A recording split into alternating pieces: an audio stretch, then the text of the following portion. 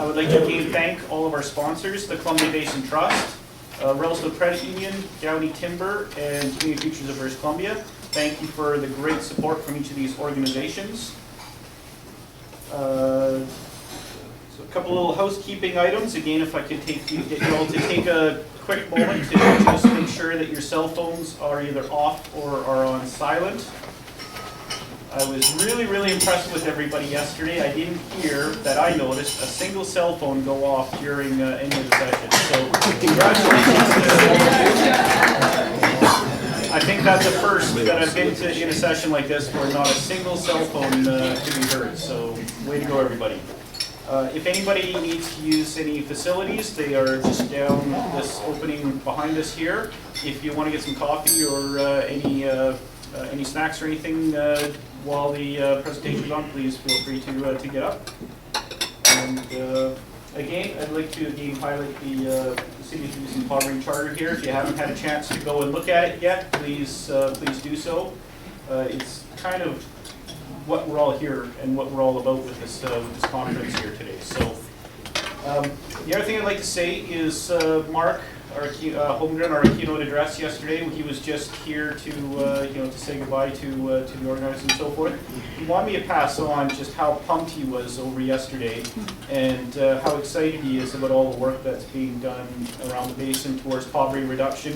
He was here saying that he's really well, pumped was the word he used about 4 times when he talked about all the discussion yesterday about the efforts that are going on here. So he wanted to say thank you to everybody for everybody's enthusiasm yesterday. So we ready to go? All right, I'd like to bring Jill up, and Jill's going to start us off with a brief presentation about what led us to this point with living wage. You can take your jacket. Well, good morning, everyone. So many things came together to create the catalyst for taking on the development of a poverty reduction strategy in Revelstoke.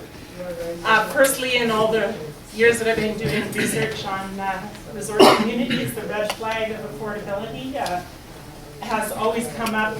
But at the same time, just one thing that I've learned since then is that cost of living issues are certainly not unique to Revelstoke. I think the rising cost of living is happening everywhere, and it's a challenge all the way around. Secondly, as a social development coordinator, I was aware of the growing discussion Canada-wide around poverty reduction.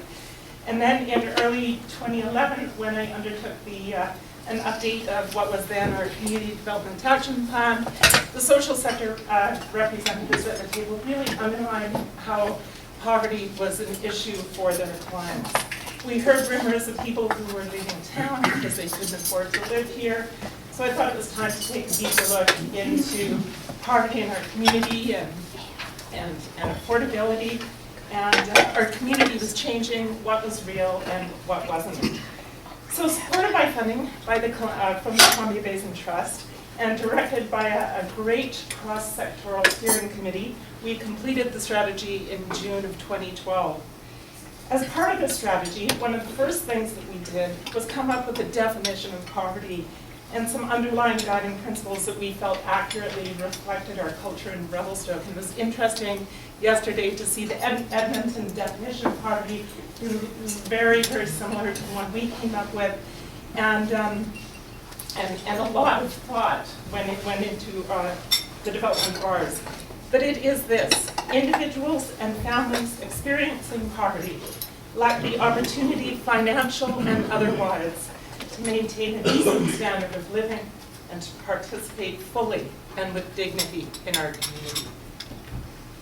What underlies this is an understanding that poverty is economically and socially unsustainable, not only for individuals and families but who are experiencing poverty, but for the whole community and our society as a whole.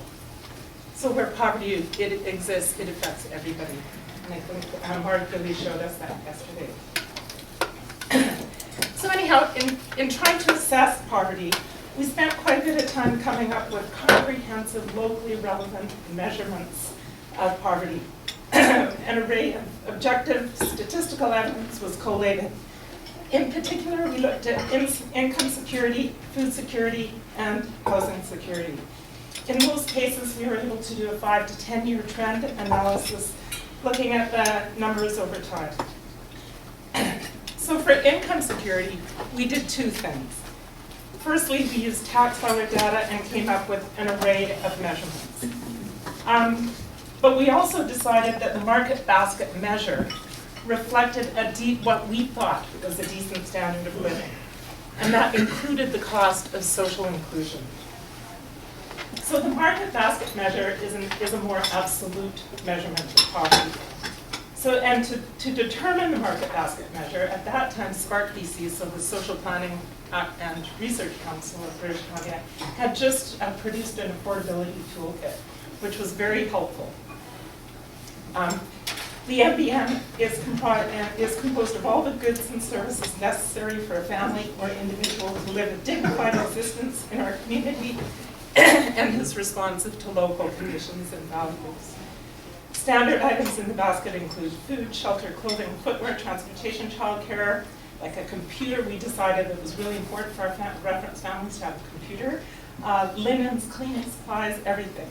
Healthcare expenditures, and a modest recreation budget, and a small contingency. The MBM does not include gifts, vacations, savings for retirement or your children's education, home ownership, moving expenses, emergency repairs and replacements, this is critical, or consumer debt.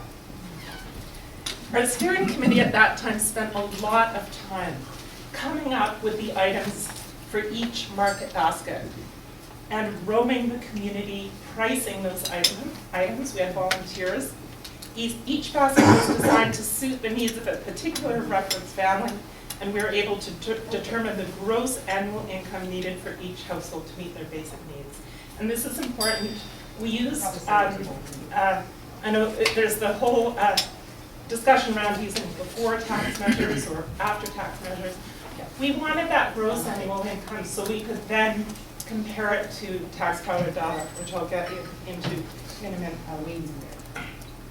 So firstly, the market basket measure gave us a cost of living threshold that we were then able to compare to incomes using the tax filer data. Doing this, we found that at that time, the actual number of households in Revelstoke who were at or below earning enough income to meet their basic needs was just over 32%.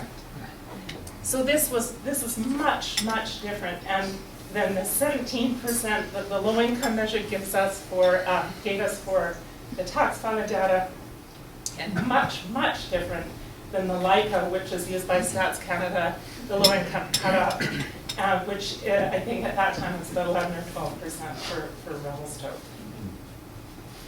We also found that the most significant expenses at that time were housing and food.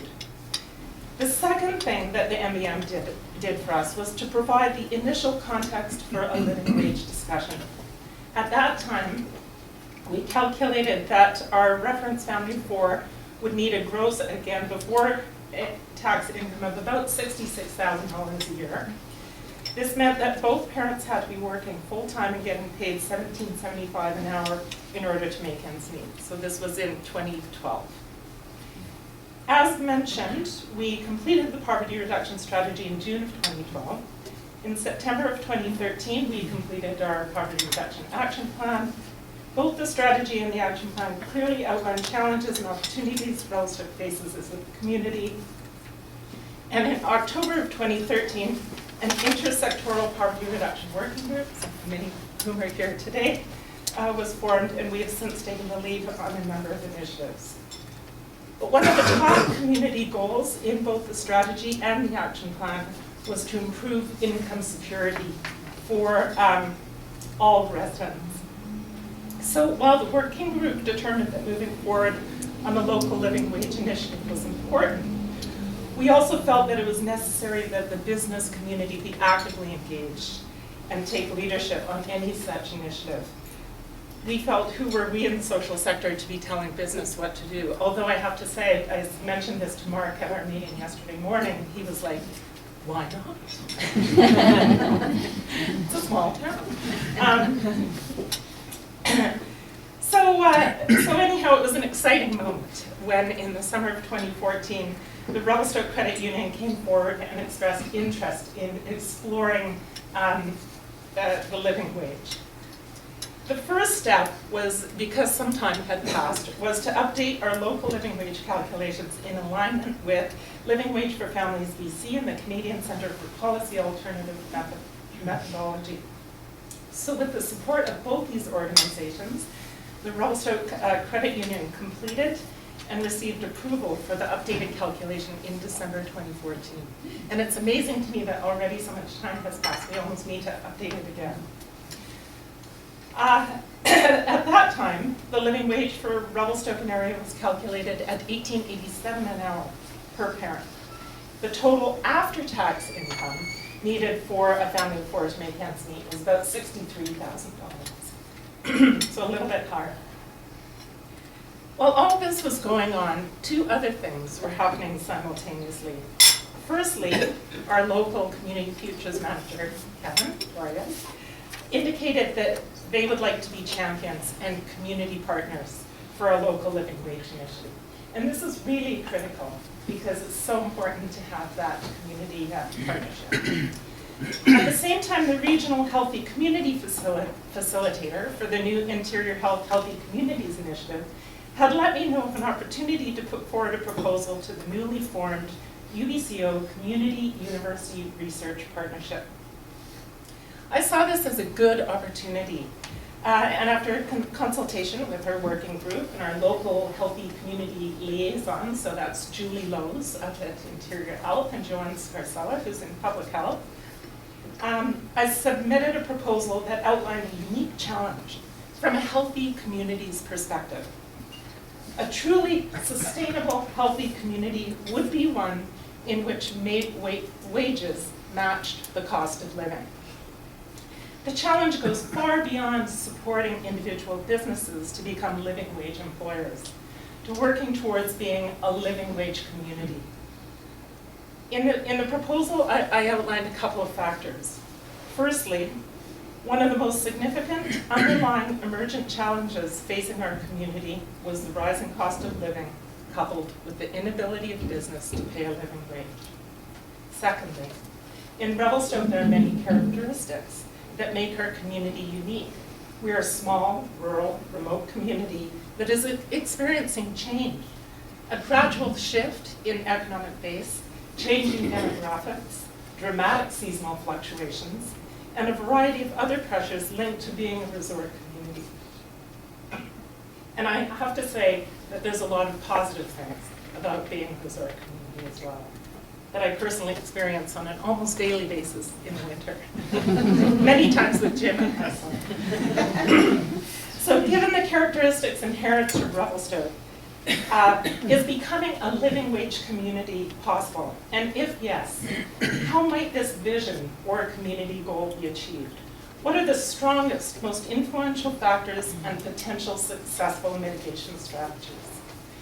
Finally, we felt that research in this field could and potentially be groundbreaking and applicable to communities far beyond our own. In any case, I sent the proposal off. And Betty Brown, some of you who Carrie for sure knows, who was our Healthy Community Facilitator at the time, cast her net far and wide to engage researchers in our project. 7 months later, we received a proposal from UBCO. It had taken a while, but Mike Evans and his team expressed interest in our project and provided a tremendous commitment of resources. Community Futures stepped up to take the lead and also committed project funding, as did the Corny Basin Trust and Allen's Department of Community Economic Development from the city of Revelstoke. A key factor was the economic modeling and a desire to look at the bottom line from both the community and the business perspective. So here we are today. I'm very pleased to introduce the University of British Columbia Okanagan Campus Project team, who will give you an exploration of findings from the UBCO Community University Research Partnership Project We have Mike Evans, PhD, Director of the Institute of Community Engaged Research. Ken Carlaw, PhD, Professor of Economics. John Janmaat, PhD, Associate Professor of Economics. And Lindsay, who's been invaluable Graduate Research Associate and at the Institute for Community Engaged Research. So without further ado, I give you the team.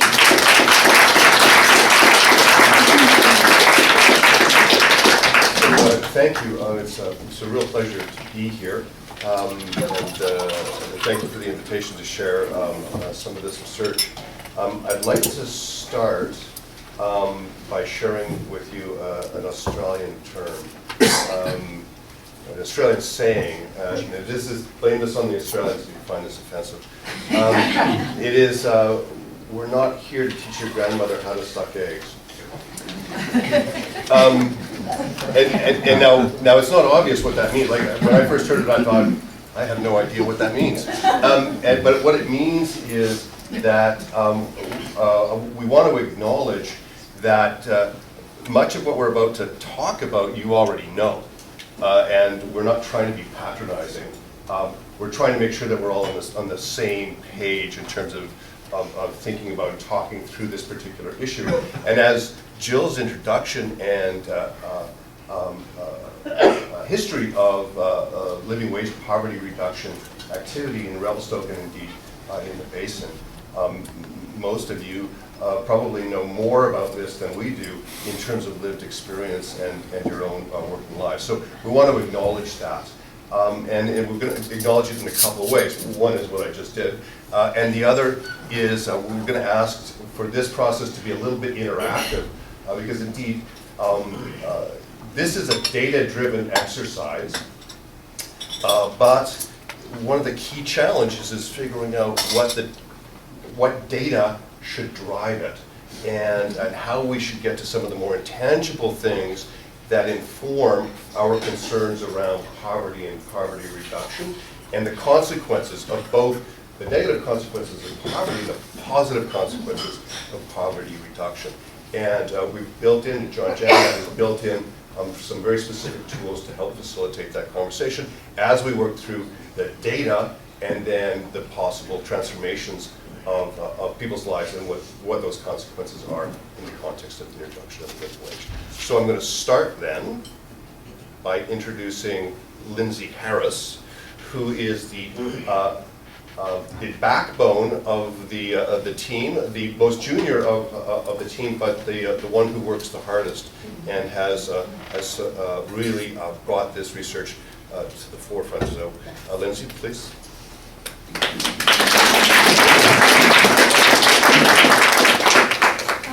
All right, so my name is Lindsay Harris, and it's been a real privilege for me to be able to participate in this project, and I've really learned a lot. Some of my main responsibilities for the project have really been to contextualize the work that we've been doing by taking a much broader look at how living wages have been implemented and studied globally, particularly in the United States and the UK, and then also to look at the Canadian context as well. So Jill's given us a really good definition of what a living wage means at its core, but I want to start by providing a bit more of a technical definition that has been sort of animating the economic model that we've been using. So as Jill mentioned, the Revelstoke living wage is currently calculated at $18.87, and that living wage does need to be recalculated because it is a requirement that a living wage be calculated on an annual basis. Now this living wage is based on a formula that was developed by the Canadian Centre for Policy Alternatives back in 2008. The formula was originally developed for the city of Vancouver But it has since become an accepted formula on a national basis across Canada. And so that's something that's really interesting and important about the way that the living wage movement is progressing across the country. Because as you know, with the definition of a living wage being a decent standard of living, there are all sorts of variations of opinion about what a decent standard of living might mean. And so the fact that we now have a formula that is transparent and explicit about all of the components that go into its calculation, and that formula is now accepted widely across the country, is pretty essential for moving forward with the living wage movement. So we do have a standard national formula for calculating the living wage. We don't yet have a national certification standard for businesses or municipalities that are intending to become living wage certified employers. There are a handful of certification bodies that are active across the country. The one that's obviously most relevant for us here is Living Wage for Families BC. And we've been using their certification standards throughout our model. So the most important standard for certification is that all employees of business being certified, whether they're full-time, part-time, or casual, must be paid the living wage. And then we have a number of additional standards that are a little bit more specific.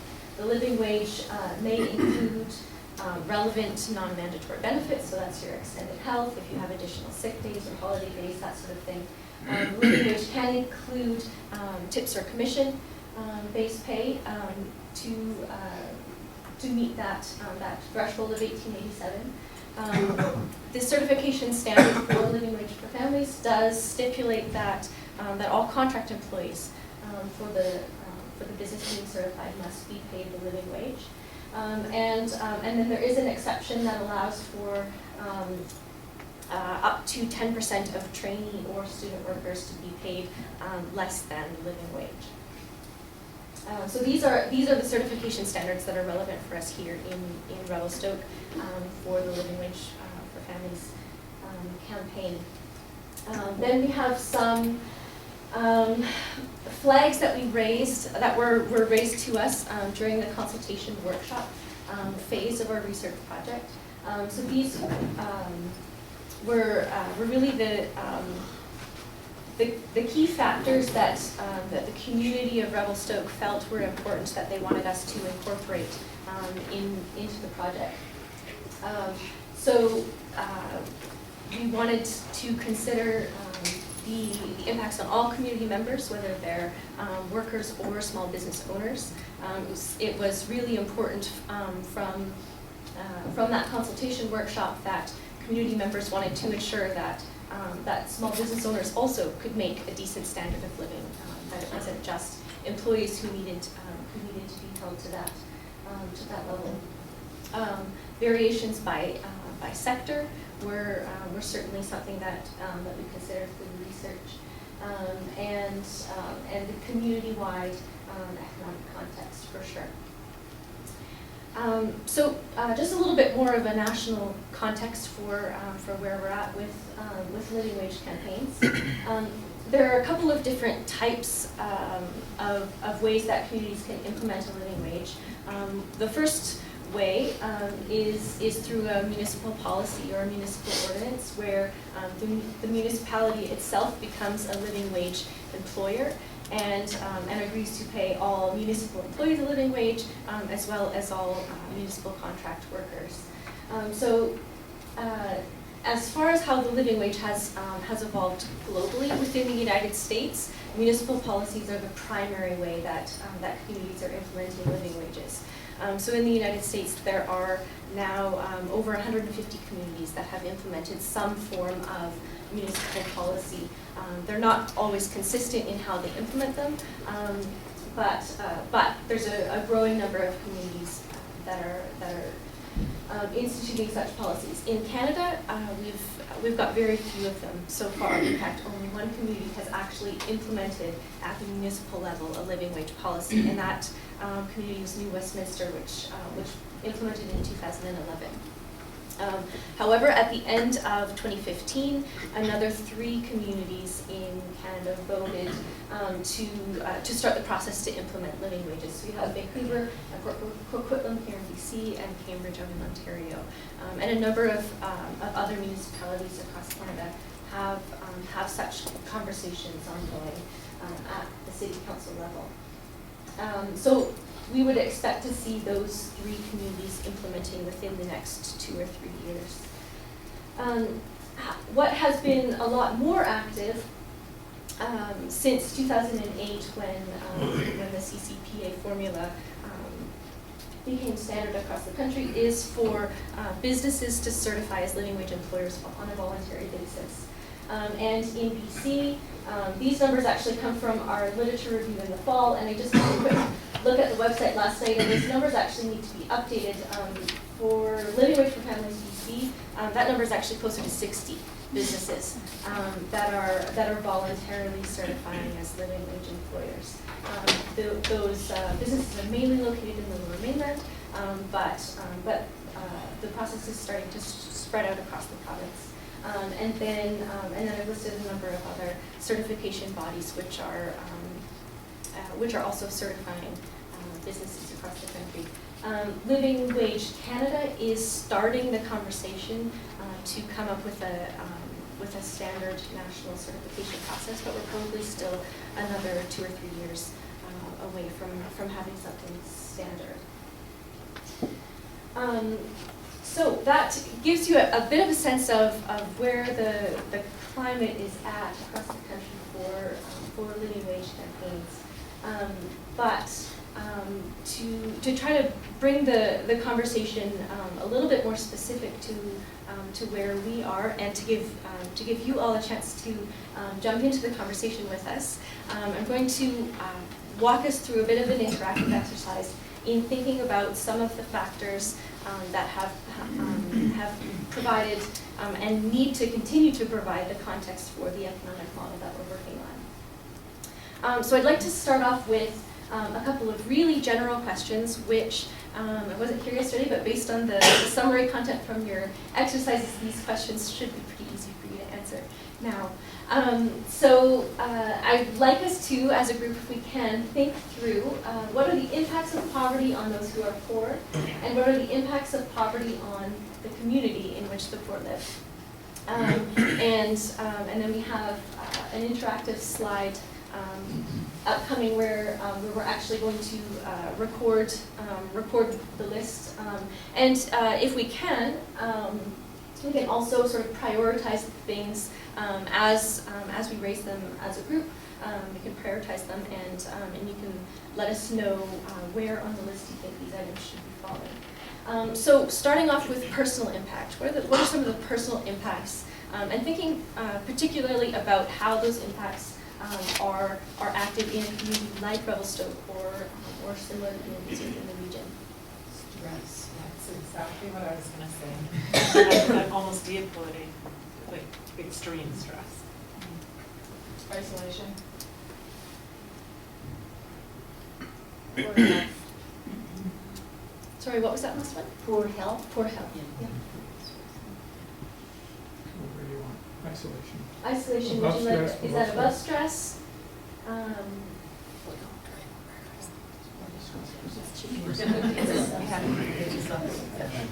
Here? Isolation is above. Actually, there's a study that says it's equivalent to smoking 5 packages of cigarettes a day, particularly around older adults.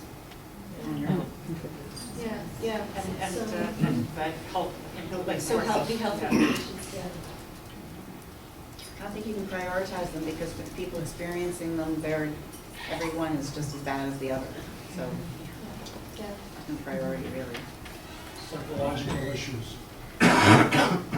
Psychological issues, mental health. Nutrition. low self-esteem. Yeah, nutrition, hunger, food security. Low self-esteem. No self-esteem. Student learning. Difficulty for students. Stuckness, there's probably a better word than that there.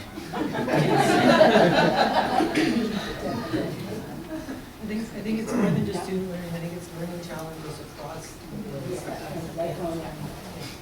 Shame. Personal risk of violence and associated incarceration as well. Safety. Safety, yes. Safety, yeah. Are there factors? Fewer options. Fewer options, yeah. Are there factors that we can think of that that pertain to children being raised in families with? Lifelong disability or lifelong lack of opportunity. Intergenerational dysfunction. I think we should have had more lines on this. Just one slide for personal. Individuals not leaving marriages that are damaging because of fear of poverty, and that has an impact on kids too. Yeah, that's kind of under. Violence. With stress, because all of these always contribute to it. The way this is working now is anything we have pump something else out for this. So, Okay, but I think you can put stress on community impact as well. Because I think it stresses the whole community out. okay, let's start there. Yeah, so let's transition broader impacts of poverty across the community. What are those? Community conflict. Lower With graduation Canada, for rates. example. The impact on the community services, Yeah. resources. Lack of contribution to the economy and the community. Yeah. And drain on resources, or community resources. Drain on community resources. Crime.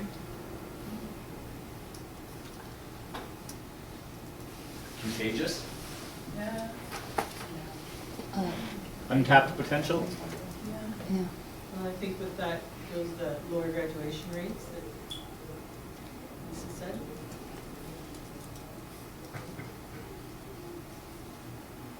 And poorer health outcomes for all of us, like even for those of us who aren't struggling with poverty, they're like, from a population health perspective, that, when you have those great disparities, we're all less healthy for it.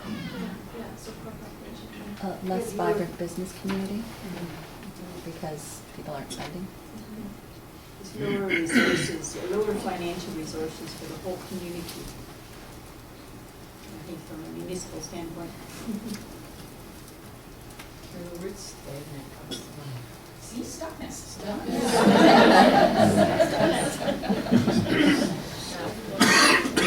I think you could get stress and stagnant. Isn't that good? Sounds like a virus. The community does become stagnant. Stagnation. Yes. This has taught me that I should have a replace function on here. So, Okay, are we happy with this list? Or unhappy, as the case may be? So let's move on to the next section, which is maybe a little bit more challenging, or at least a little bit more complex to think through. So this is a bit of a thought experiment, just one possible scenario for some of the impacts that the implementation of the living wage might have. So think through the scenario with me. As a low-wage worker, my wage rate goes up, my total earnings may increase, or I might quit the second job I had to make ends meet and have more time with my family. I feel more committed to my job and connected with my community. I have more disposable income available to spend locally. Some possible impacts that might be had on the low-wage worker. On the other side, as a small business owner, my wage bill goes up. I run on a small margin, so I can't absorb that cost and I have to adjust. I make a small price increase. I notice that demand has also increased because some of my customers have more disposable income available to spend. So demand has increased by a small amount. I might have to reduce hours for some workers, but I don't end up having to lay anyone off. My recruitment and training budget has decreased, and so overall as a business, I'm able to become more efficient. So this is really just one possible scenario, one possible way that the implementation of a living wage could roll out in a community. And so what I'd like us to do, again, as a group, is to think through a series of questions to see what might we have missed in that scenario, or how might the scenario roll out a little bit differently in a community of the size of Revelstoke. You know, one of the difficulties that we find with doing a literature review on the ways that living wages have been studied so far is that most of the communities that are implementing living wages are on the scale of New York, Seattle, Vancouver, and you know, to try to think through how those literature findings might be applicable to a community of this size is really challenging, and that's one of the reasons why it's so important to us that the model that we're developing is really collaborative with members of the community. So if we can, help you to think through the following questions. What is the impact on those employees who end up working for certified living wage employers? And what is the impact on those employees who are not working for living wage certified employers? So the impact on employees, both for living wage certified and not. And then the impact on employers is also important. So how will employers who end up certifying change their practices, or what will the impact on them be? How will employers who don't certify change their practices, or what's the impact on them? So let's start by thinking through living wages impacts on employees.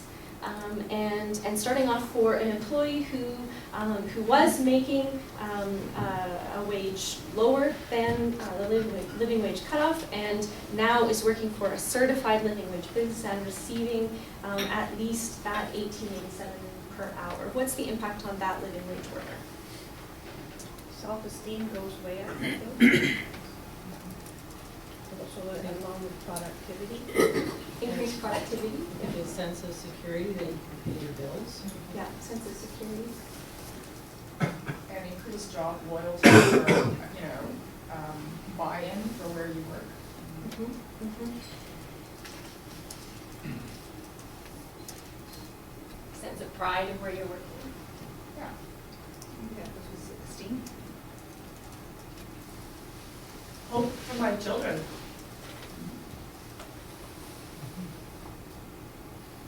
And not just hope, but probably actual tangible impacts on those children. Spending more time with that family. Yeah, Like, yeah, I think sorry, that the quitting, you know, because what we are seeing is we're seeing people are having to work 2 and 3 jobs just to make ends meet. So if they were able to work one job, then it would definitely be more time, not only for family, but more time for self. Yeah. Yeah. And community. But I said hope for my children because when I went to a living wage, from not working living wage, I actually had the thought that maybe my child could go to university. Like I actually had this sense of future for my kid that I never had previously. I think more sleep. More sleep. Yeah, I think that that's definitely evident in more time for family and self, for sure. Decreased stress overall. Yes, Health. decrease. Better health. We've got Better health. Decrease, you can put all this in one line. Yeah. Decrease in stress, better health. So, and of course, more disposable income. Right. Yeah, I think it's greater financial security. More community involvement, because they have the time and the financial security not to do that. So maybe you could say more time for family, self, and community. Yeah. Yeah, and community. So greater Once again, financial showing my security. programming limitations. We If I add stuff, understand. that's 30, yeah. Greater financial security assumes that the business is going to be able to continue at that higher wage rate, so that's something we should talk about, right? Yeah, hold that thought. Right. Okay, so can we maybe think through some of the impacts for an employee in that same community who's working for a business that has not chosen to certify? Feeling of lower status in a way, like not having the best job. Less job loyalty because Yeah. they don't want to try Very to true. Or putting it more positively, ambition to, you know, develop the skills to work for a living wage employer. Yeah. Yeah. That's true. Yeah.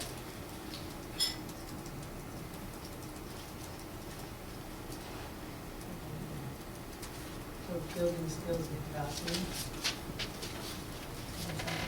And incentive.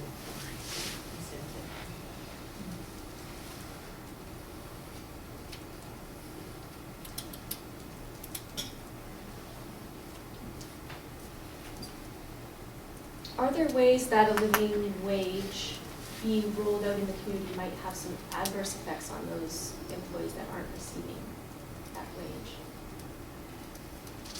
Well, I think if sometimes the living wage is more likely to be adopted by a municipality or government, and it sometimes creates a bigger gap between the public sector and the private sector, which then can cause some issues, even if the work is very similar in some cases.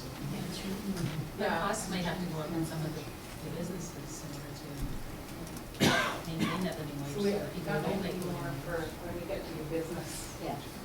But for the low wage worker, if the cost of living in the community Yeah. goes up because those paying a higher wage have increased the prices in their shops, then it will have a huge impact on that low wage worker who has almost no disposable income to start.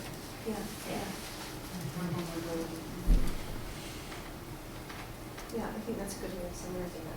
Vulnerability to changes in the cost of living in the community. Multiple jobs. Yeah.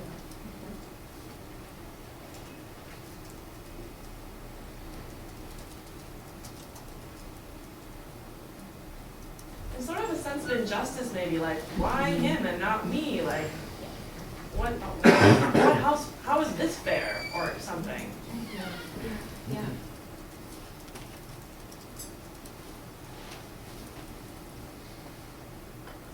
Well, and it can't be good for the relationship between the worker and their employer. You know, there's gonna be some. Dissatisfaction. Yeah, tension.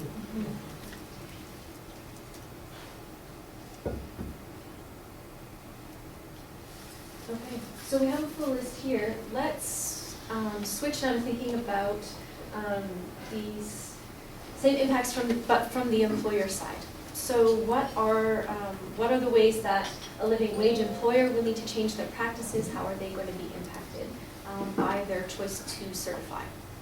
They have higher retention, staff retention rates, lower staff training. They're gonna have to look very carefully at, you know, the numbers they're pricing, their whole budget, cash flow. They're gonna have to pay greater attention to that piece of their business, which doesn't always happen. Yeah, so tighter margins, cash flow challenges. Possibly more business. There's a certification. So customers might go to that employer because they know they're getting it. Yeah, so the ability to market based on the living wage niche. Tighter margins. I think Through cash flow. it could actually improve the quality of what they're offering because their employees are more invested. So like a better product or service. Higher productivity. Yeah.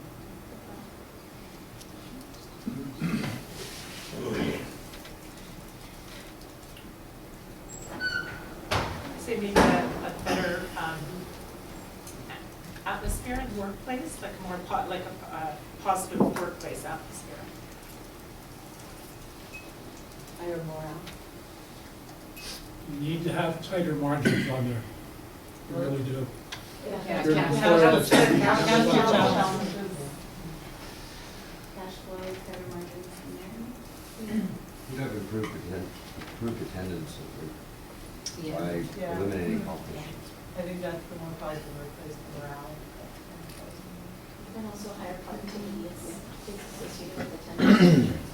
Can I interject for a minute? What makes anybody think that would give higher productivity? Less training, like you get more experienced employees who've been with you longer, maybe who just know the business better. That may be, but 40 years in business with ones paying high wages and low wages, it's never made an impact that way. Yeah. I disagree. I mean, that is something that I'll talk about in a moment Yeah. when I flip to talking about some of the findings from people who have studied communities where living wages are implemented.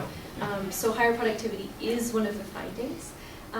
Don't get me wrong, I fully support where this is going, but there's some realities about business which, you know, as I hear people say these optimistic things that are going to happen for the business, the employer, what really is going to happen is loss of market share, thinner margins, loss of staff, and more business leaving that business.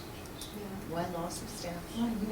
Because you can't necessarily pay, all businesses can't pay that rate and still hold on to the number of jobs they have.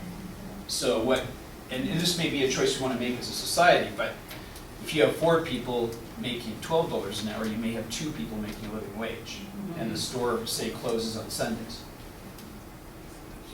Right? Yeah. So I mean, So- employment loss or reduced hours Right. is probably something that we should add onto the list. Where we can knock off. And it could also mean, you know, loss of business. I mean, if you put your prices up, I think that's what Steve's saying, that, you know, your prices go up, the demand has to go down. And you may be paying your workers a higher wage, but not everyone else's. Someone else down the road, isn't it? Um, And very few people actually shop when a price is higher. That's complete mythology.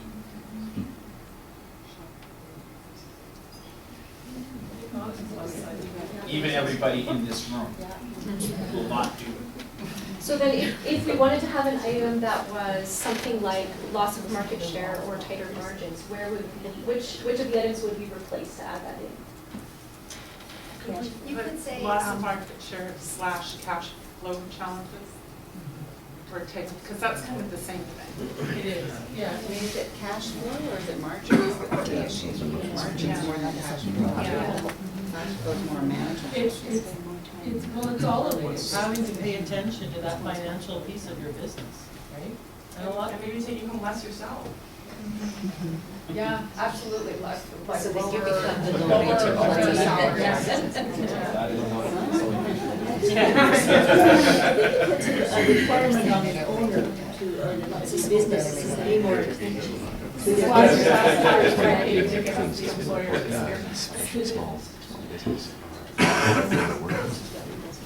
it's, I mean, it's interesting to watch how the conversation is evolving and to sort of watch just how complex it is and see how that's unfolding in our conversation and how hard it is to get an actual list that's sort of representative of where Drew is going. Are we happy with this list? It's not long enough. There's also a point that This if is you talk only about living wage employers that aren't retailers, Yeah. that wages, you can be paid $28 an hour, you work for the city, let's say, and still not have job satisfaction or do any of those things. Yep. So there's a point where the wage doesn't mean job satisfaction or improvement of anything for the employer.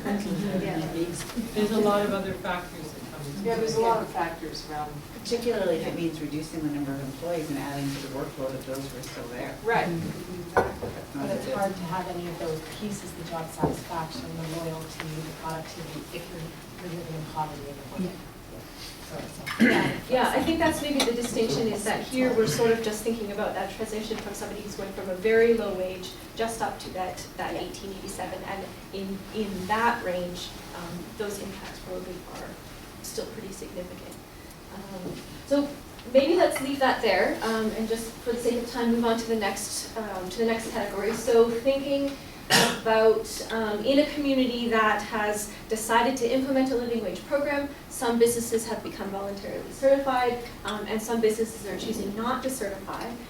What are the impacts on the employer that is not becoming living wage certified? Will they make any changes? Will there be any impact on their business? Possible stigmatization. Harder to find employees. Yeah, so possible problems with employee recruitment. Retention.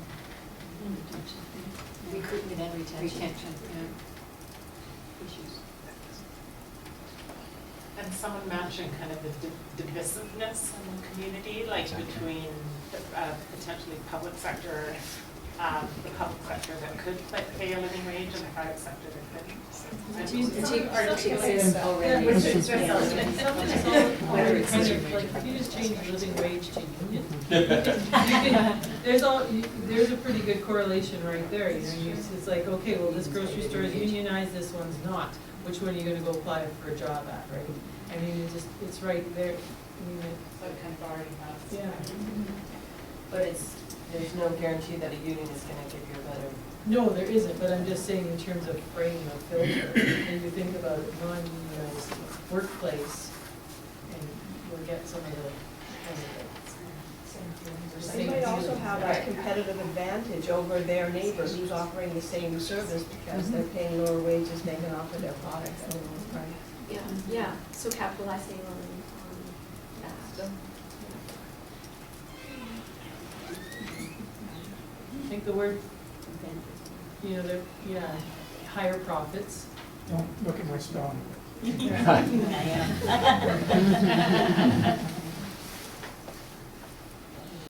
Even if it's not higher profits, there'll be a perception of higher profits.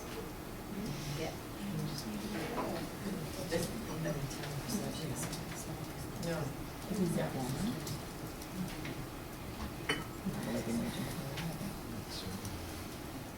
I'm aware of some non-living wage businesses, but that are family friendly. So they do other practices to compensate for the fact that they can't pay the 1887. So they're, you know, sensitive to the issue and try to adopt other practices that support their workers. Yeah, and that's what our panel is about this Oh, afternoon. okay. Yeah. I think one thing too that we have to consider in resort communities, I live in Rossland, and I certainly know people that if they're paid a living wage, will work fewer hours because it means they can ski and love more. So there's definitely a segment of society that works to live, right? They work as much as they actually, you know, only as much as they can get back. Well, if you look at the generational kind of data, different generations and the work-life balance expectations, you know, there's definitely some of that that needs to be taken into consideration. Well, just use up more jobs for other people. Yeah. It all works out. But it might not necessarily result in the same benefits to the employer in terms of less recruitment, less training, because you're going to have more employees to deal with. You know, obviously, the employer has a choice there, but I think that employer, though, will be able to attract that high-quality employee who wants to work 40 hours a week, and when they're hiring, they're going to have that option. Where that person who's obviously the ski bum is going to end up in the wage sector. No one's going to hire them. So that'll be our last line, ski bumps. You have to realize the crowd you're playing to.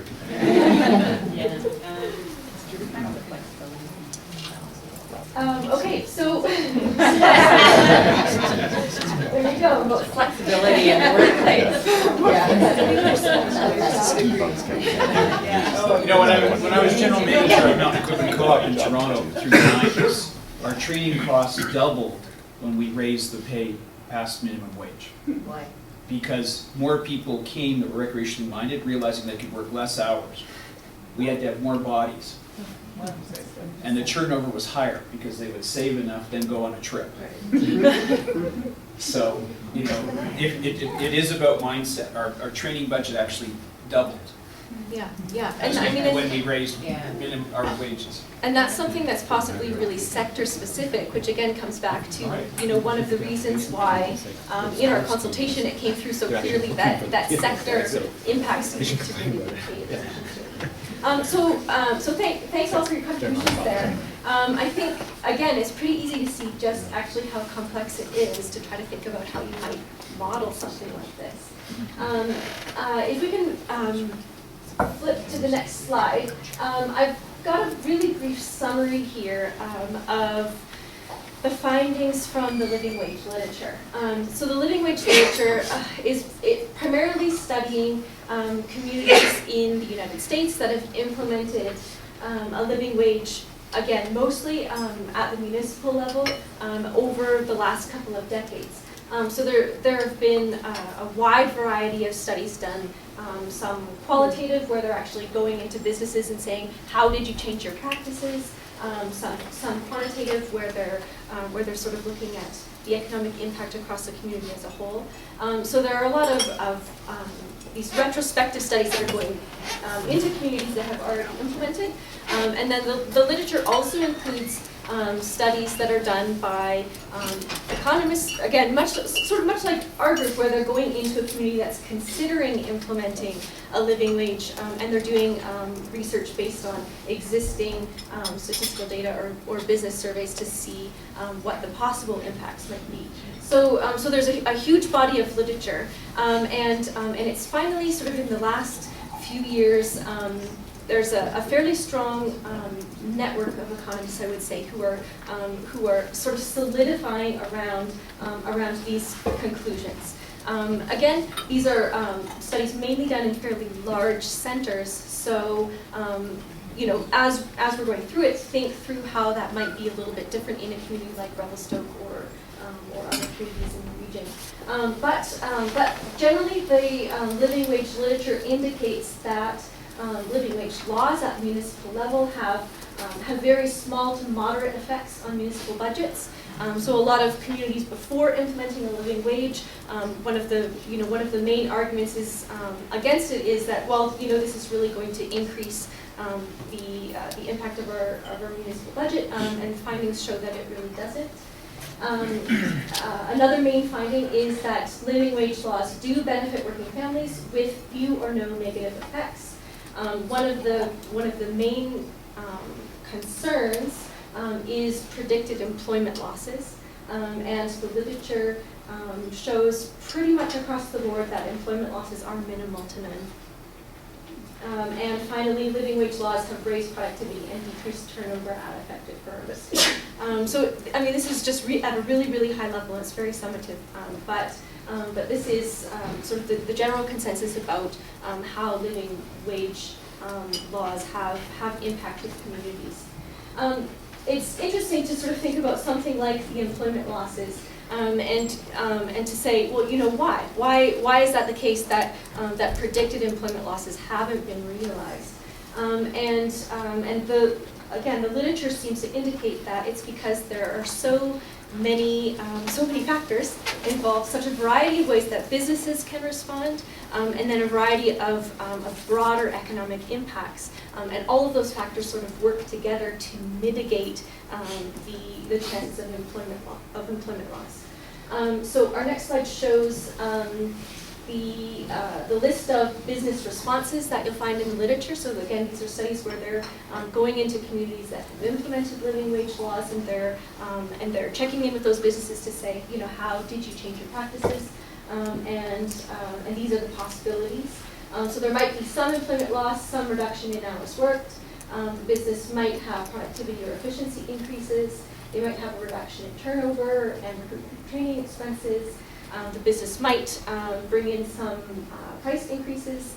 They might have some wage compression, so they might not be maintaining their sort of same wage hierarchy between their low and their high level workers. And the business may be able to absorb some reduction in profits. So there's a whole combination of factors that can be responses at the business level. And then, of course, there's a whole range of factors that can be responses at the level of the broader economy.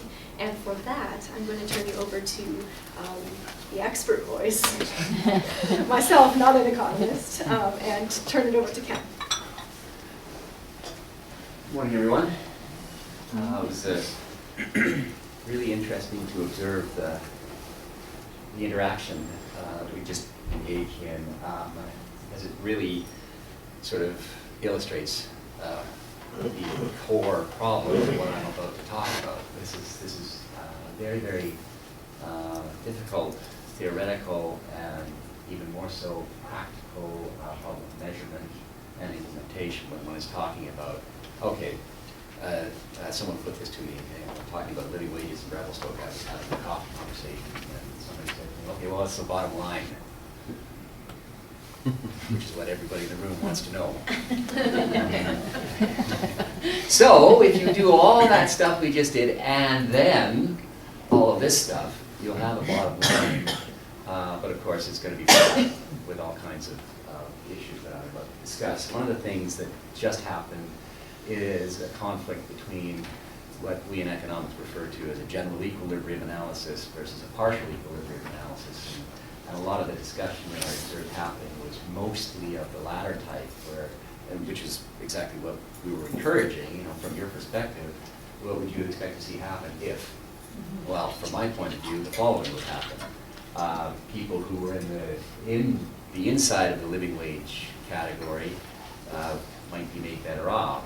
Firms that are inside the living wage category may or may not be made better off. One of the observations was that firms may have to unemploy some of their labor in order to accommodate the living wage. And where does that unemployed labor go? Well, somebody said that people who were outside the living wage category may not be able to get jobs as easily, but maybe it may be easier for them to get jobs, but the fact is that unemployed labor has to go somewhere if it stays within the community, and their alternative would be to go to non-living wage people. All of these things, pluses and balances, have to be sort of added up and aggregated together. And so I'm going to talk a little bit very briefly about some of this stuff, but that's sort of I think what I would like to get in your head is that there's a general equilibrium picture here when we talk about living wage in Revelstoke, which is itself a partial equilibrium analysis, because Revelstoke is in BC, which is in a wider community, and this living wage discussion is much broader than just a single community. There are two categories that we generally talk about when we're thinking about these kinds of aggregation processes, and basically this what-if question. What if we did have a living wage versus the current situation where we don't?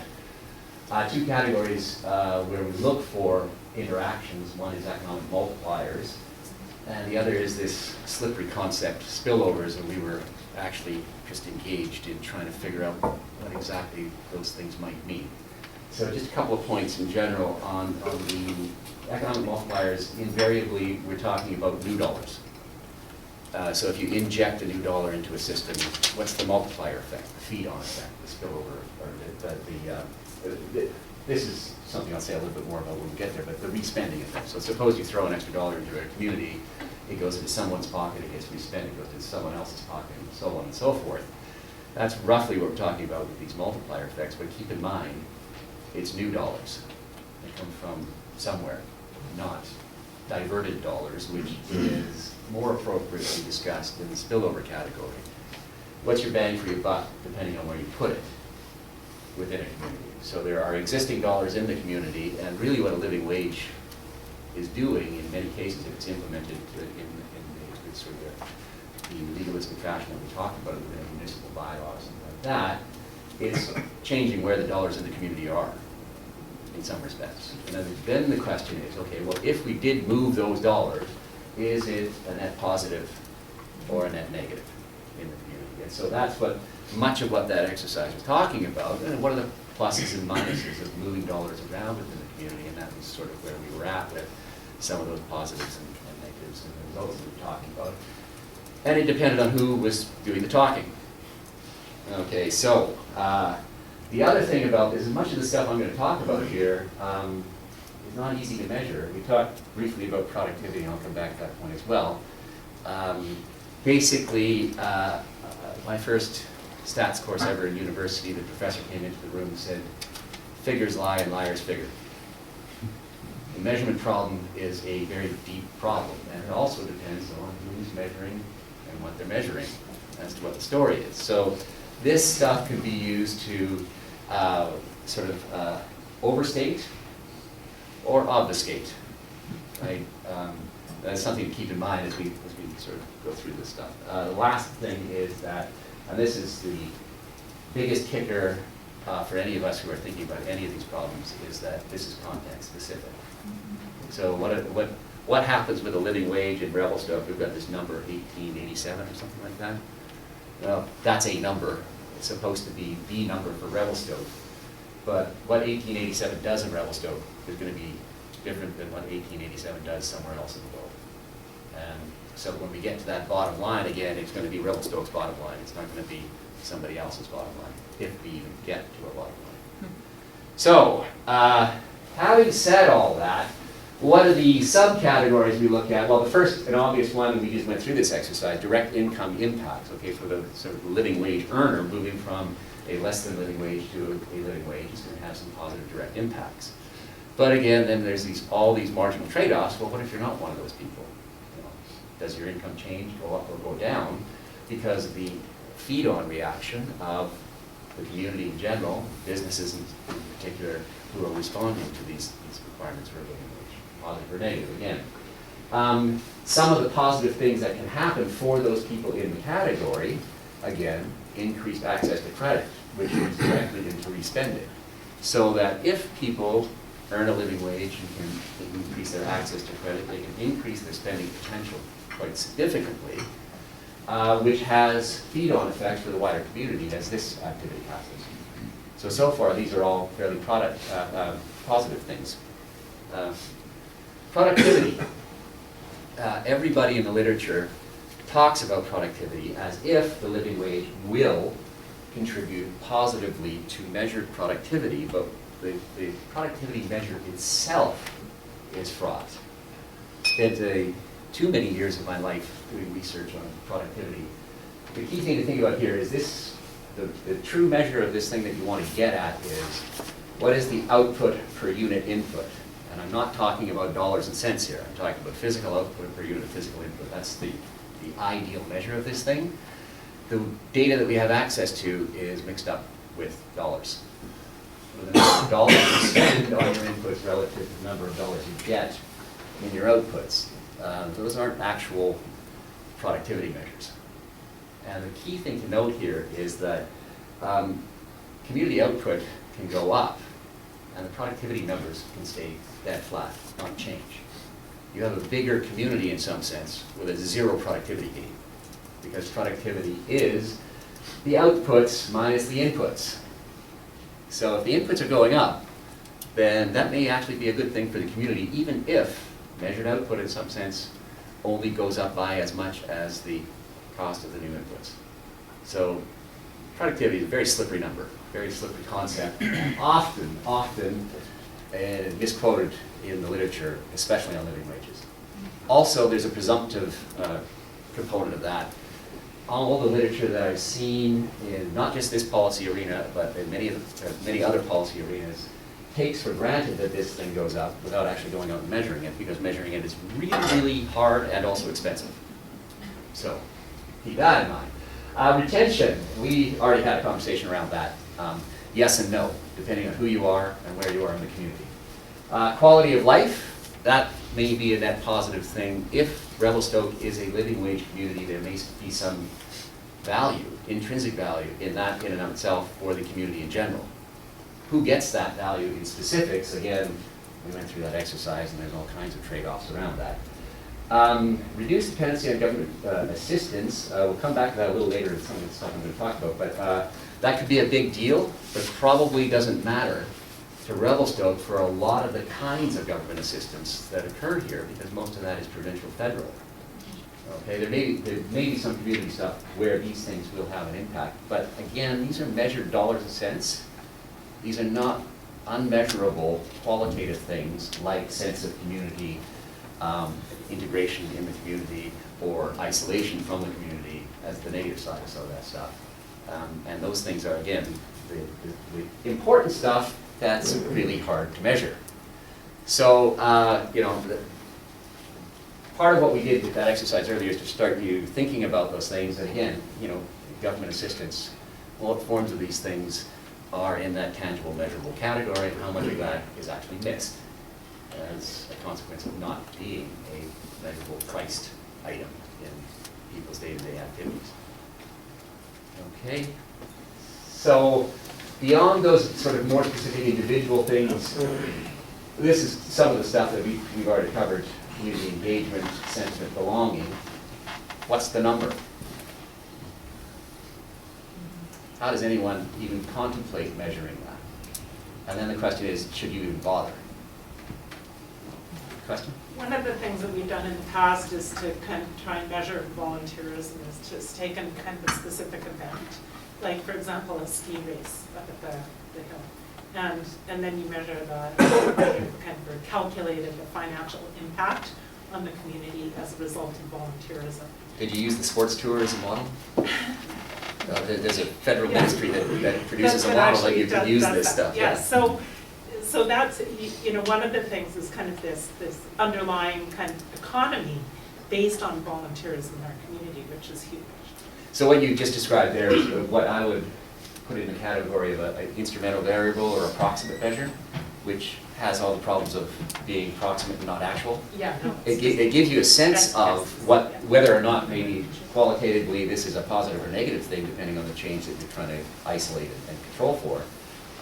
But it doesn't actually measure the thing that you want to measure. And one of the reasons for that is because that thing may actually be unmeasurable. So that's something that we have to keep in mind in some of this stuff. Poverty reduction, you guys know more about that stuff than I do, so I'm not going to say anything about that. And these two probably go together. Marketing the community as a living wage community. Again, this is an intangible that may actually have actual dollars and cents value, but it might be pretty hard to place the actual number when talking about that. And then are there others, and always there are, but just put that up there as a catch-all, yes. Has there been any long-term studies over this? I guess with living wage being so new, so you couldn't use voter turnout and community engagement in a community that has a living wage. The problem with the kind of proximate approach or the instrumental variable approach is you could use anything, and people do. And that goes back to that earlier discussion about, you know, what's the message you're trying to get across. Correlation, I could drag us into a didactic discussion about the notion of statistical inference and the fallibilities associated with actual quantitative data. We don't want to go there. But the point is that, yes, you can, and people do, and the list of things that can and are used is almost indefinite. So again, it's going to be, doesn't matter for this community. That's going to be, a little later we're going to try to talk about that as well. Just to clarify something I was going to ask on the previous slide, but when you're talking about the changes that happen in the community, are you assuming that the wage bill in the community actually increases, or is it just a redistribution of the wage bill? We're actually going to, John's going to be very specific about that in a couple of minutes, but that's one of the things that matters when we get to these context-specific questions. And you're going to see that the result, the bottom line that is produced when we do some of that analysis is very, very sensitive to what assumption you make there. So we can assume, yes, we could do that. That might be a good baseline place to start. But one of the things that we have the opportunity to do with the model that John's going to talk about is allow you to say, well, what if? What if it didn't? What if it did? What if it moved this way instead of that way? And you can see what the change is. But all of that stuff you're going to see is not in any sense truth, because the magic will be in that interaction of that change with the rest of the assumptions that are necessary to produce any model of that sort. So that's going to be part of what we want to get back from our discussion here and our previous interactions, where we've been looking for this stuff. Is what do you want us to put there, and then what do you want us to put in the next one and the next one, and let's see how these all interact. And do you think that makes sense? Because that's the bottom line that we're producing out of the model. Okay. Yes. On community engagement, we've had a bit of a conversation almost about treating it like a discrete piece where it's either the box is ticked or it's not. And that encompasses all the elements of whichever pieces we want to, because we know when we're there. Conversely, we know when we're not there, and that's why we're all here. We know we're not there, having 100% community engagement. And if we know we're not there, then we just keep working. And so it's less about the measuring and more about it just being yes or no. And again, that's fine for that exercise. If that is the sole objective, then the only concern would be what it costs to get there, right? But when I read the stuff on poverty reduction, there's multiple objectives in there, and I spent a lot of my time thinking about this in other policy contexts as well. one of the problems is that sometimes the objectives within a policy rubric conflict with each other. So do you want community engagement, or do you want to see a community economic growth? Those two things may be incompatible, especially given the way that we often measure economic growth as sort of business profitability or something like that. I'll leave it up to the broader group to think about that. That's the complex problem that I know is there. Unfortunately, I'm not stuck in a position that I actually have to make a decision about a trade-off, which is, that could be a reflection of the career choice I made. Are there any other questions before I go on? I think the last slide is just is it? Right. Some of the measurements that some people have done. So here what they're trying to do is calculate a multiplier effect. So they're asking that question, what if an additional dollar was generated by the activity?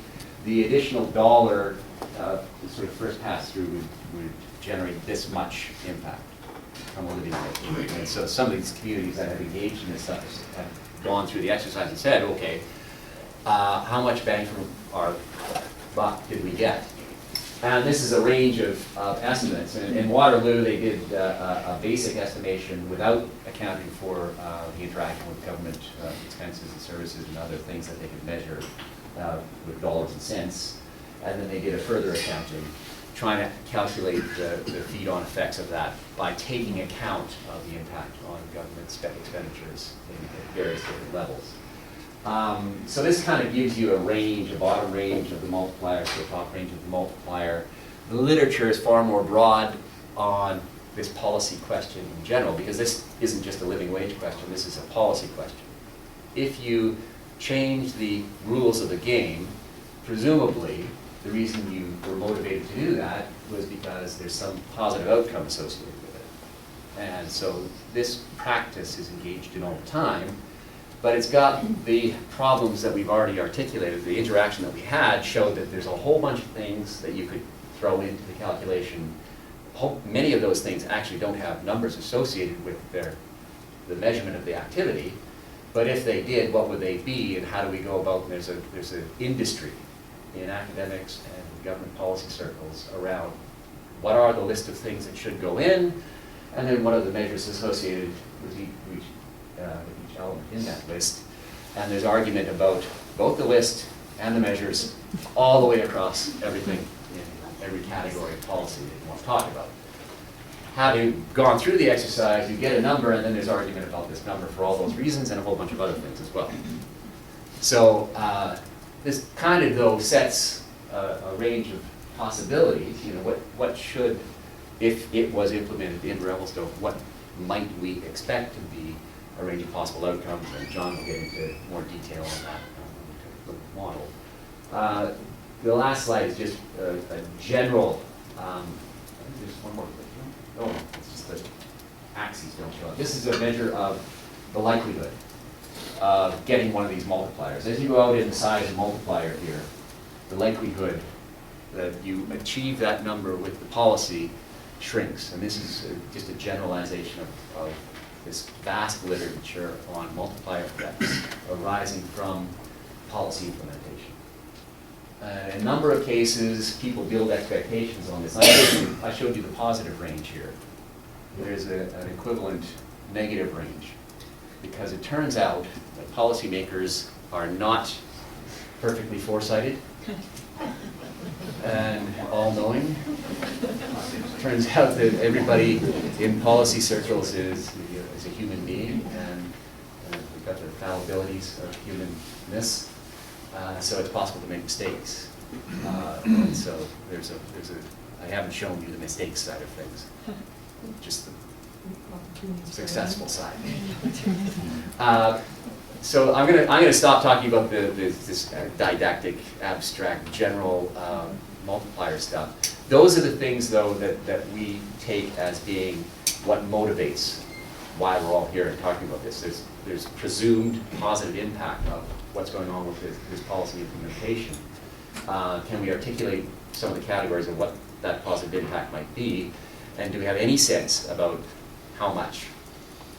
And then John's going to tell you how much it has to be in order for it to make sense. So I think that's where we're at in the presentation now, right? Okay.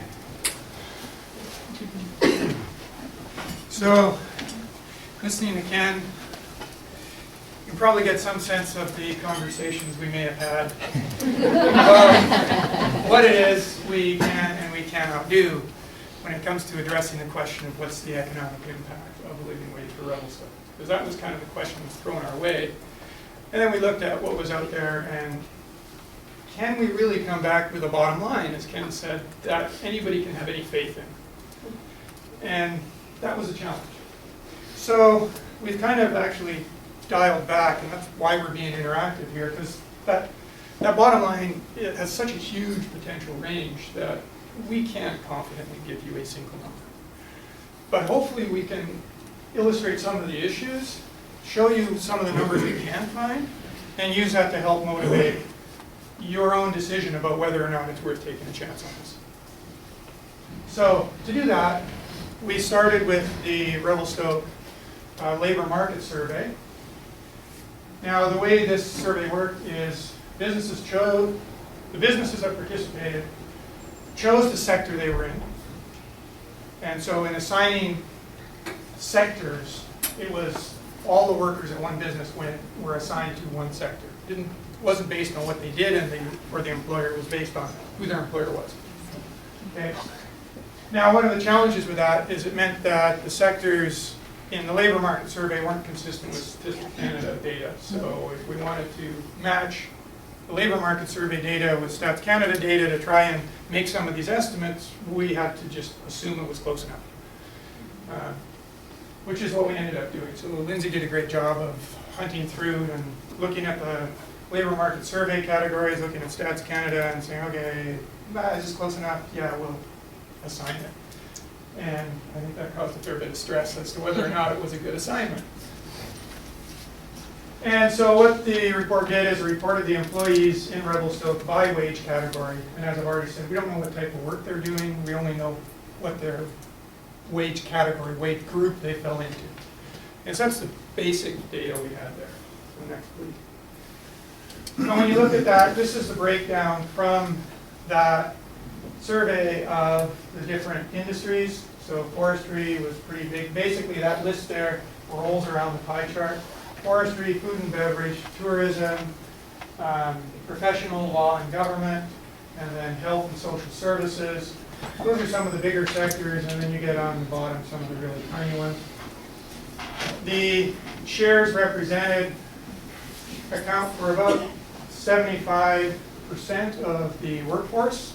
So as Stats Canada reports the workforce, the number of workers reported in the study is about 3/4 of those. So it's pretty good coverage. Now, if we look across these sectors and look at the share of the workforce that is within these different brackets, so the bottom bracket was, at the time this work was done, $10.25 to $15, and then the next was 16 to 20, I think. So the people who were in that lowest bracket, that's what you see here. So forestry, 11% were $15 or below per hour. Food and beverage, 81% were in that low wage bracket. And the retail and accommodation also had a pretty significant share, tourism too. And then the others were kind of getting smaller. And certainly some sectors, education, according to the numbers, nobody was in that category. Professional law and government, almost nobody in that category.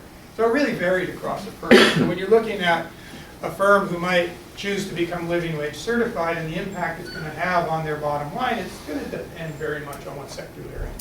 Some sectors basically has no impact. Other sectors it might be huge. Next, please. Now this is the same data except broken down now for every wage group. So that's the wage groups that were in the labor market survey. So 10, 25 to 15, 16 to 20, 21 to 25. And in the exercise that we did, what we assumed is if we took the people who were in this bottom group and bumped their wage up so they were in the middle of the next group. Remember, the living wage was $18.87 as calculated for Revelstoke. Well, just for simplicity, in coming up with these numbers, I said it's $18 because that's the middle of that next bracket. So I'm just taking these people and shoving them into the next bracket. Now, that additional information, as I said, we consulted Stats Canada. So we needed, if we're going to look at the impact on businesses, and that was a part of that first consultation that we emphasized on here. Remember, there were sector-based impacts that people were really interested in, so that's where we put most of our effort so far. So the labor market survey was limited to labor. Now, business impacts relate to things like revenues, costs, and profits. And the labor market survey doesn't talk to those things. So we need to make a bunch of assumptions in order to try and at least get a very rough picture of what those impacts might be. So to do that, we found those close enough Statistics Canada categories that Lindsay found. And then Statistics Canada has revenue and cost information. Now, that's aggregated up at a very high level, so we're not going to know it for individual businesses in Revelstoke. We're basically going to know it as Canadian averages. So how representative Canadian averages are of Revelstoke is one of these budgets we've got to make to be able to come up with any number. So, and the other thing we don't know, and Stats Canada doesn't have numbers, at least that we could find about this, is the amount of investment people are making in their business. So we've got costs that are more or less the cash cost or the short-term cost, but we don't know how much somebody has invested in that business in terms of the capital that went in. So when we are going to have some profit bars that are up here, those are like before considering the investment that goes there. And since we don't know the investment, we really don't know what return to investment that profit represents. It's just a share of revenue is really all it is. So, next please. So these are the matches that Lindsay came up with. So these are the Stats Canada categories. These are the labor market categories and the things we matched up there. And they, based on the names, they look about right. So we had to do it. We don't know how good they are, but we're going to hope they're close enough. Okay, so what do we get from that?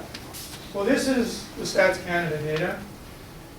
So for forestry, for example, total expenses are a little over 80% of revenue, and wage expenses are a little over 20%.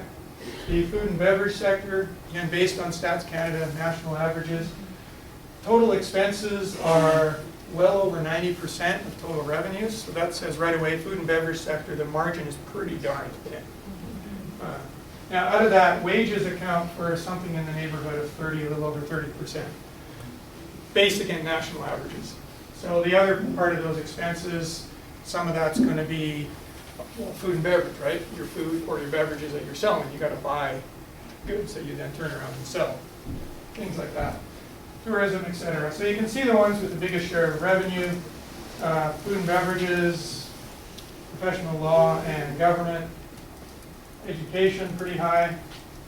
Now, of those, which ones of those would be impacted the most by having to change their labor bill to pay more wages? Well, that's going to depend on what we looked at earlier. Okay, of this sector, and food and beverage is one I'm going to emphasize because it's the one that really had that really thin margin and a really large share of the workforce that would have to be bumped up in some way or other. Okay. So, what sort of assumptions did we have to make to come up with any numbers at all? I said we're going to look at this as if we take everybody who's in that 1025 block and bump them up to that middle of that 16 to 20 block. We're going to assume no impact on the rest of the wage profile. So that's sometimes an issue. So imagine you've got this particular spread of wages across your company, and you reward people for doing a good job by giving them a raise. So if you've now bumped everybody up, have you in some sense reduced the incentive for the people further up to keep working hard? Now, I've ignored that, but that might be a real issue you got to deal with. So I'm going to assume that there is no change in the number of employees, and we've, in our earlier discussions, said that might be an unrealistic assumption. The way of dealing with paying more might be to reduce the number of workers. But I've also assumed no change in productivity, training costs, et cetera, at the first pass. So maybe that kind of offsets, because we've suggested that there may be some improvements here. And again, suggested, okay, because as was pointed out, for some businesses it may actually be completely the other way, depending on the type of people that you have working for you. Also, for some of the scenarios, the assumption is going to be that there's no increase in prices. And what I'm going to look at is 3 possible cases here, okay? So you've got this share of your workers who are in that bottom bracket, but I don't know the distribution across that bracket.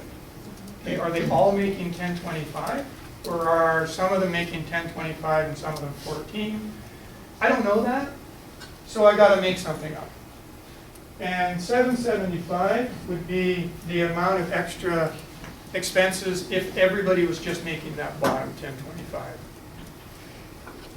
538 is if the average was right at the midpoint of that range, and 269 is half of this.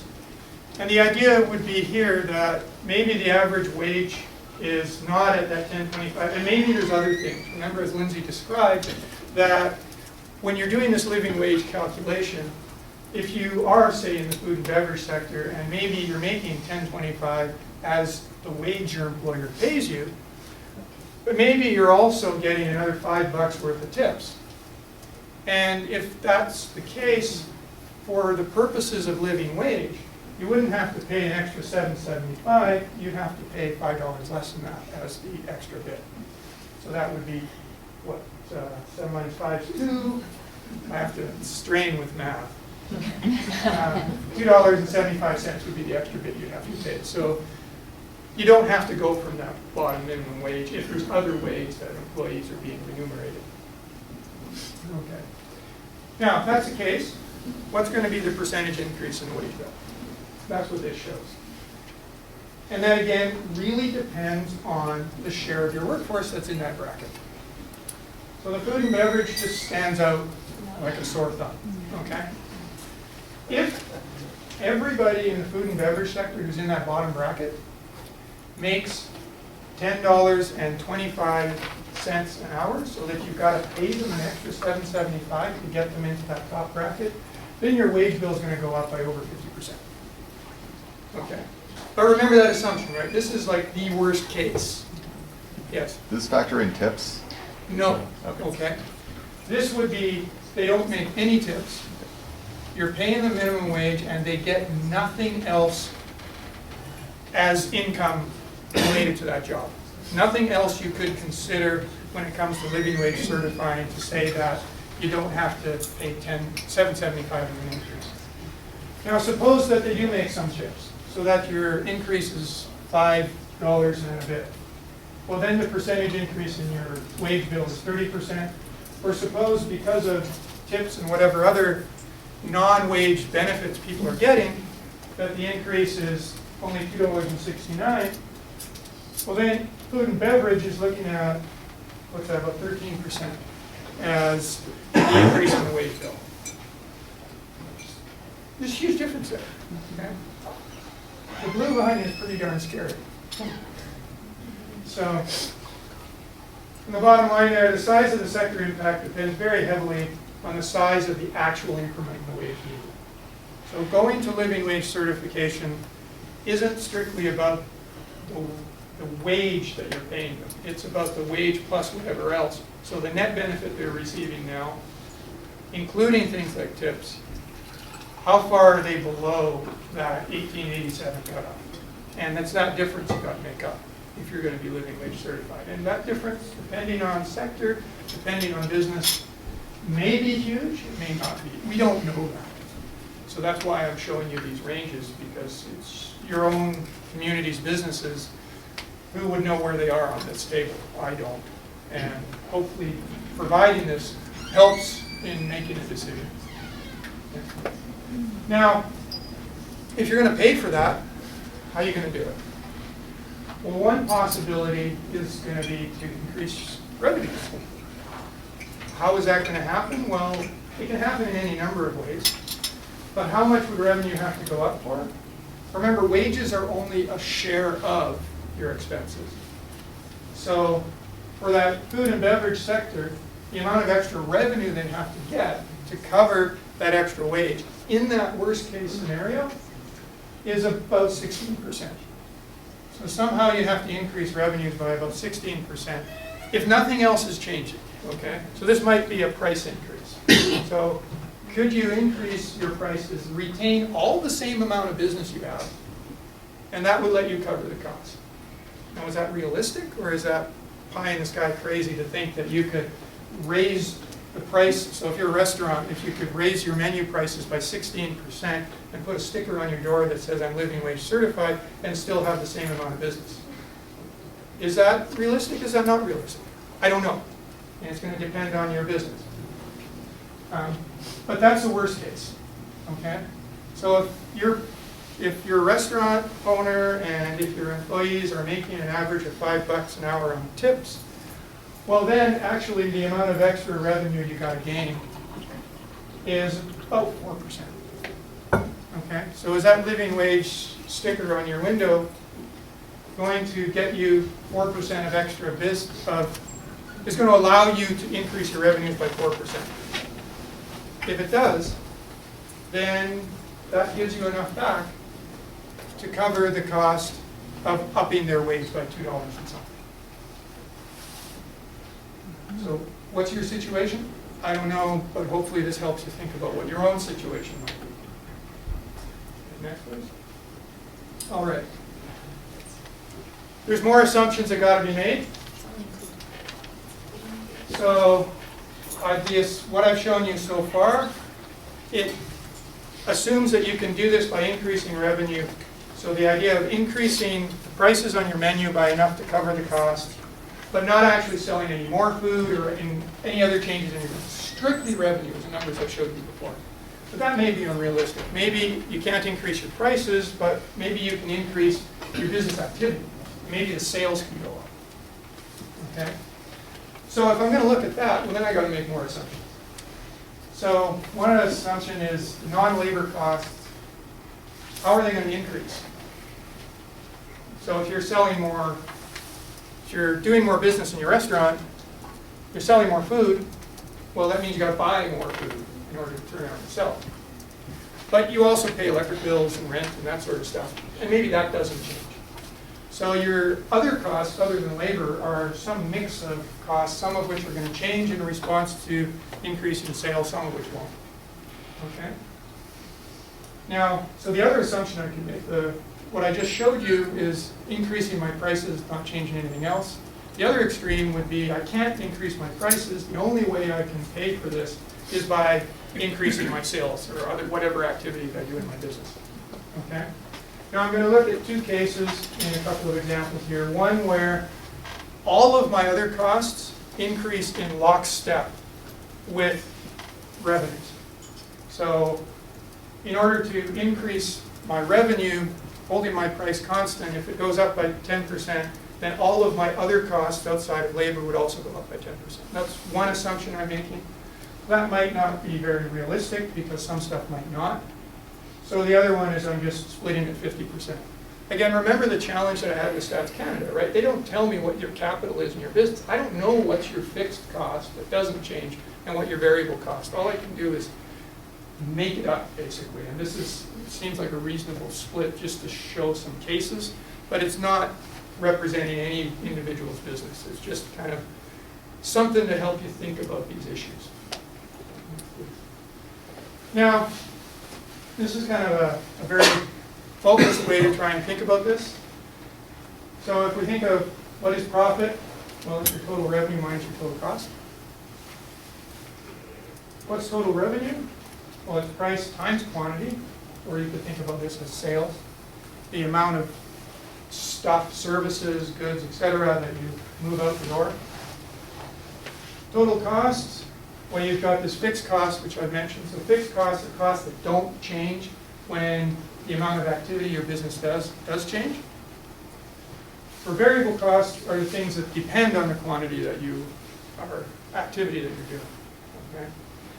So that's just a way to try to conceptualize this. And so that's what I've done in this picture. And again, I'm focusing on that food and beverage sector because they're the ones that just kind of stand out in those graphs. Now, here's the current situation, and I quickly looked around the internet, and there's kind of some rough estimates that the fixed cost for restaurants is something like 40% of their total costs.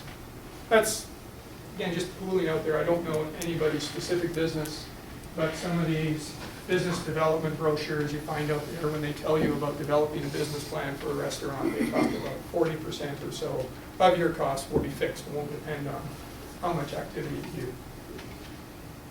Labor costs, what we saw there from Stats Canada was something over 30%. Remember that for the restaurant, 90-some-odd% of revenue was costs, and that margin was 2-point-something. Here's that margin. That's the profit that's left over after all these expenses. And these costs here then, if these ones are fixed, these are variable. These are the ones that change with the amount of business activity you do. Okay, so let's say nothing else changes except for you're going to pay people living wage. And in this picture, I'm just using that 538. So I'm not the worst case scenario, but also not the best of my three options. I'm the middle one.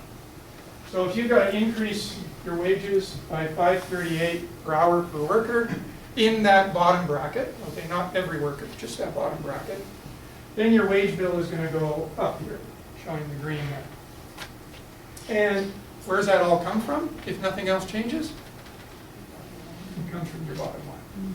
That thinning of your margins, well, here it's gone not only thin, but off the other side. You're losing now. Now, how can you make that up? So the first example I walked through was just increasing your revenues, increasing your prices. How much do you have to do that for in this case? In this particular case, with this particular split in fixed and variable costs, it's a little bit less than 10% is what you'd have to increase your revenues by in order to cover the cost. Okay. But that is the case where everything else stays fixed. You just get it from increasing revenues. But maybe that's not the way it happens. Maybe what's going to happen is you can't increase your prices, but you can increase the goods and services you move through your business.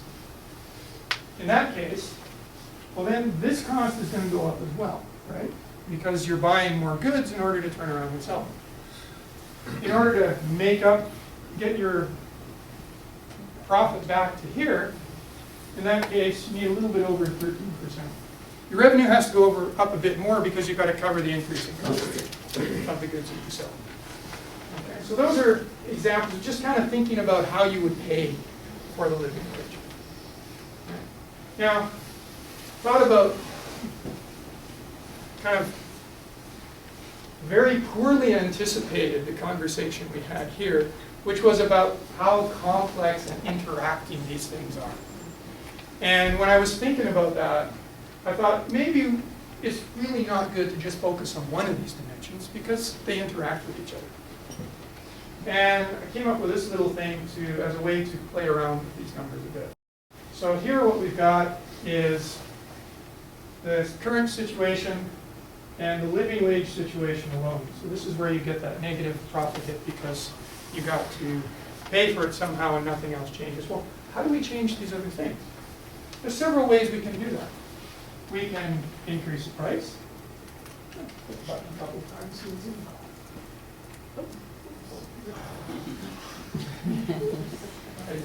Try to wait, please. I was doing so nicely. Didn't pay enough. I didn't know that Microsoft actually had occasional requirements for payments along the way. I mean, this was working, I tested it about 2 hours ago, and it actually worked. Well, maybe we gotta kill it and start it again. We can just flip over to your computer. Yes, why don't we try that? Okay. Sorry, Al.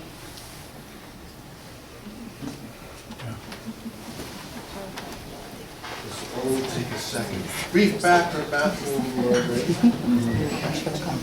This is what happens when you have your computer wiped and retemplated by our IT department, yeah, in order to deal with problems it had, which means they updated my version of Microsoft Office, and everything is supposed to be now perfect and wonderful.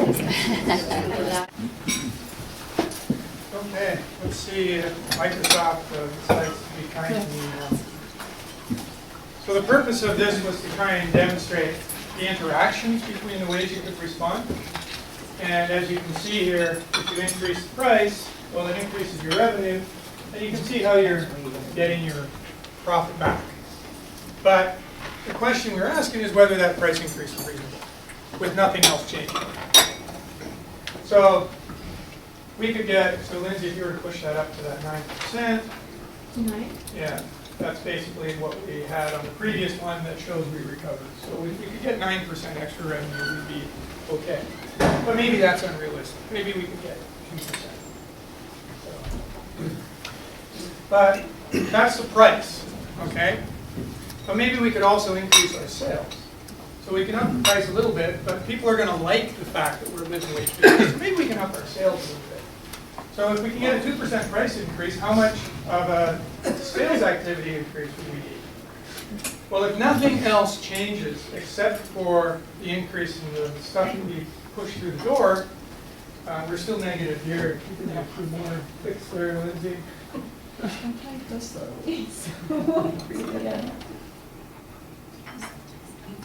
So we might need, instead of 13%, we might need 8 or 9% in terms of the increase in sales. So a small price increase and a sales increase. But maybe we actually get the benefit from somewhere else. So maybe what happens is our fixed costs go down. Why might they go down? Well, training costs perhaps. Okay? When you train somebody, after they're trained, you don't spend anything more on training them. So training is kind of a fixed cost. And so maybe that goes down because you have higher retention. Or do you renegotiate your mortgage with the credit union?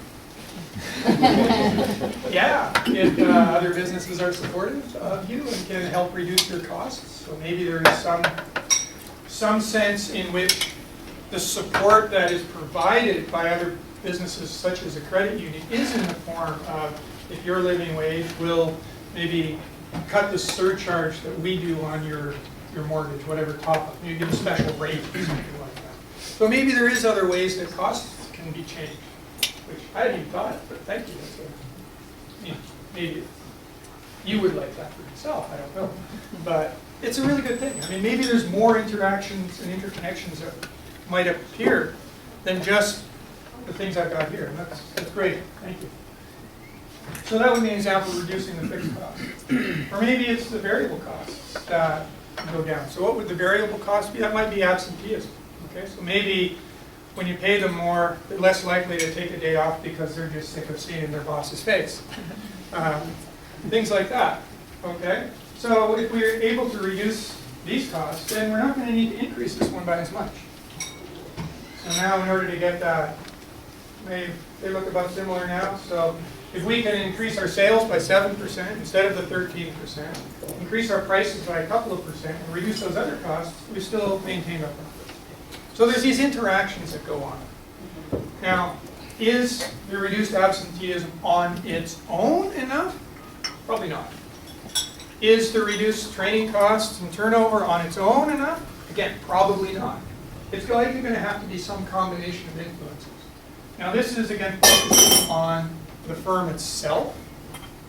I'm not talking about those wider impacts, which we've talked about, but as Ken very well described, are extremely hard to measure and very hard to put a number on. But as a community, what you've got to be thinking about then is, all right, maybe there's these various things that could allow us to get some of the benefit back. Maybe we don't get enough of that. So maybe if we put this say at 5%. So we just barely still stay in the positive, that thin margin that was mentioned. We go to the living wage, we get some of these benefits, but our margin really tightens up. But maybe there's other benefits from the community as a whole. So I haven't talked about whether there's any money that stays in the community. I haven't talked about reductions in crime and vandalism. I haven't talked about any of that stuff. So maybe the things that are directly impacting the business and how it deals with paying a living wage aren't enough to get the profit level back. But maybe there's other things. Now, how big are those? That's that real challenge. That's, as Ken said, that's what you got to figure out. In Revelstoke, are these other community benefits that go beyond the direct impacts on the business big enough to offset that thinning of the margin if you just look at the direct business impact? I don't know. That's a conversation to have. That's basically impossible for us to come up with a bottom line that's got any credibility. But at least I hope this helps think about it. So, next please. Now you've got to click off of the button and then we'll go. There we go. So what I was planning to do, and unfortunately Microsoft interfered and the clock probably appreciates it, I was going to bring back that list of impacts on living wage workers, and we could think about them as whether they were effects that impacted on the price or on the quantity or the fixed cost or the variable cost, just to think a little bit more about what these impacts show up as when it affects the business. That was going to be this slide, and the next one was going to be thinking about those impacts on the employer and where they occur. So just putting these effects that we throw out there into the context of that way of categorizing them in terms of the bottom line of the business. We won't do that. Here I've got just a couple of more slides. One of them, this one, what I'm doing is assuming, as I outlined in my earlier slide, that all of the non-wage costs increase in step with revenue. So if that's the case, so if there's no fixed cost at all of your non-labor costs are variable costs, how much does revenue have to go up by to cover those extra costs plus the extra wage bill? Okay, so this is no price increase, you're just increasing your sales. How much extra revenue do you have to get from these increased sales to cover the living wage? And food and beverage, again, just stands out.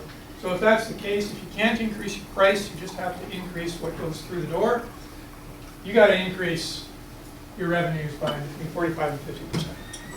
Okay, that's huge. But that's the worst case scenario. Okay, remember, that's if you have to pay every one of those employees in that bottom category $7.75 to get nothing.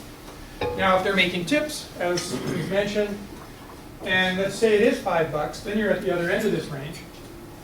Then the increase you're looking at is 12%, 12-13%. So is paying these people a living wage going to allow you to actually increase the amount of business activity you're doing so that your revenues go up by about 13%?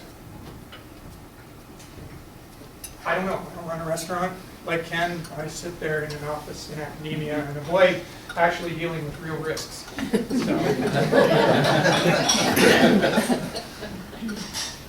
But that, again, gives you kind of a picture, and it shows it how it varies by business, by sector a lot. So some sectors, they can absorb it, basically. Other sectors, it's huge. And as I mentioned, risk, okay? If you're running a business, what you're doing is you're somebody, an entrepreneur, who's able to manage risk. That's what you're doing. How do you manage these risks? How do you manage that thinner margin? Okay? Because that's what this would do. And hopefully this gives some insight in what some of the challenges might be and helps people to think about it. Okay, and now, it's better, obviously, when those costs are not all variable. So this is a case where half of those non-labor costs are fixed and the other half do move in step with the revenue increase. In that case, the worst case scenario for food and beverage is somewhere around 24% is the extra revenue that's needed. In that worst case, in the kind of best case scenario, if their average tips or average other benefits is about $5 worth per hour, then you're looking at having to get about 6% or so extra.